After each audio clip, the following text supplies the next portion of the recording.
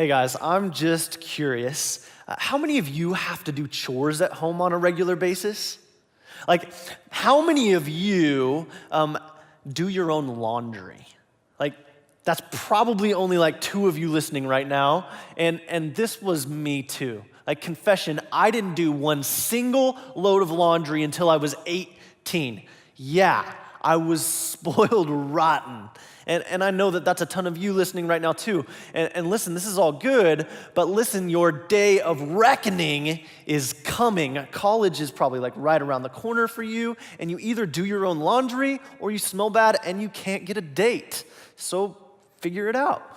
Another chore that I'm sure a bunch of you have, this was my first ever chore, it was taking out the trash.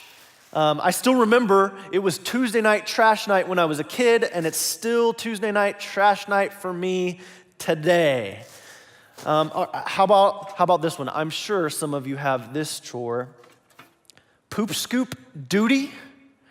Apparently this shovel is reserved for very large piles of poo.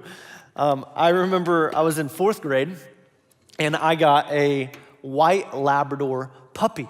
And I was so excited, but what I didn't realize at the moment was that I was also getting a brand new chore that smells awful. Poop scoop duty is the worst. Okay, last one, okay? And then I'm done with this whole infomercial setup. Anybody have dish duties at home? Like you've got to wash the dishes, you've got to dry dishes after meals, you've got to load the dishwasher, unload the dishwasher. Can we just be honest for a second? Does anybody else get in trouble for leaving their dishes out around the house? Yeah, me too.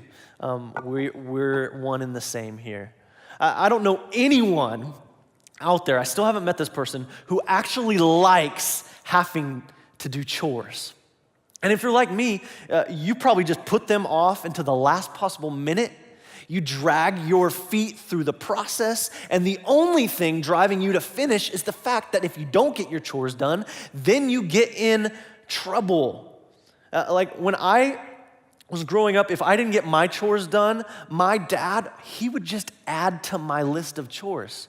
He'd just start walking around thinking up new chores for me to do. Like, oh, son, looks like the garage floor needs swept. It looks like the weeds in the backyard need pulled. It looks like the house needs vacuumed.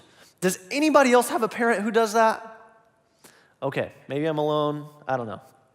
At the deepest level, I despise having to do chores. And here's the bad news. For those of you who can relate to my struggle, we may not realize it, but sometimes we associate serving people with doing chores. Serving people becomes a chore.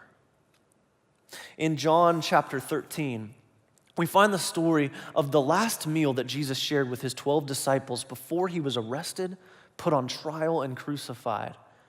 And John was so detailed in his account, in his description of this meal. He sets the scene by describing the initial dinner conversation. And rather than soaking in time with Jesus, do you know what the disciples were busy doing? They were at each other's throats, arguing about who among them was the best disciple. Like, who was the strongest leader? Who deserved the greatest position? And it was in those moments of shouting and jockeying for position that Jesus got up from the table. He picked up a towel and he took the lowest position. One by one, Jesus washed everyone's feet. And what Jesus was doing was the customary job of the lowliest of slaves in this culture. Can you imagine the silence that ensued around the table? Now, let's just be real here for a second. Feet are gross.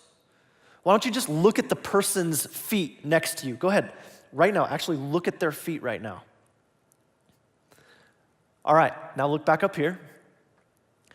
I don't care if the person next to you just had a pedicure. Hopefully that's none of you dudes listening, but if that's your thing, maybe it feels good. I don't know. Feet are just disgusting though. And 2,000 years ago, you could multiply the gross factor by about 10 because people walked everywhere in sandals or just barefoot. And by the way, they weren't walking on paved streets. So what Jesus was doing in this moment was so counterintuitive. It was so backwards of what all of us would expect. And I'd just like to read for you the teaching moment that Jesus had with his crew after he'd finished washing. This is John chapter 13, starting in verse 12. And Jesus says, "Do you understand what I have done for you?" He asked them. "You call me teacher and Lord, and rightly so, for that is what I am. Now that I, your Lord and teacher, have washed your feet, you also should wash one another's feet. I have set you an example that you should do as I have done for you. Very truly I tell you, no servant is greater than his master, nor is a messenger greater than the one who sent him. Now that you know these things, you will be blessed if you do them." Students, look up here. What happened in that room, described in John chapter 13, is probably the greatest leadership lesson in history. And how was it taught? Well, it wasn't a lecture. It wasn't an angry Twitter outburst. Jesus didn't write a book. No. Jesus demonstrated what leaders do. He picked up a towel and served. The debate among the 12 of who was the greatest had been answered. The greatest is the one who serves. And let's just make sure that we're all on the same page with what it means to serve. To serve is to meet a need for free. No expectations for something in return, no strings attached, meeting a need for free. Jesus demonstrated that no service was beneath him. And then he clarifies his point to everybody with a simple instruction. Now that I, your Lord and teacher, have washed your feet, you also should wash one another's feet. And by the way, you'll be blessed when you do this. Meaning you'll be happy, you'll be fulfilled, satisfied as you serve one another. Now again, here's the issue that all of us have to address because we may not realize it. Because sometimes we are associating serving people with doing chores. And it's as if we can't help it because it's how we were raised. We just naturally think, serving? Really? Do I have to? Here's how Jesus would answer that question. No, you don't have to. You get to. For Jesus followers, serving isn't a have-to thing, it's a get-to thing. We get to join Jesus in making a difference through serving. But maybe you're just wondering to yourself, like, what happens if I don't serve? Like if I don't do my chores at home, then I get punished, right? So maybe your concern is that if you don't serve, then God or Jesus will punish you. And let me assure you, it's not how it works. God's not going to punish you if you don't serve. But let me ask you a question. Do you think God wants to bless you if you choose to skip out on serving? Do you think that there's truly satisfaction or fulfillment or true happiness apart from serving? And as I ask this, I realize some of you have never realized the blessing of serving. For some of us, we're still living in a world that revolves around everyone meeting our own needs.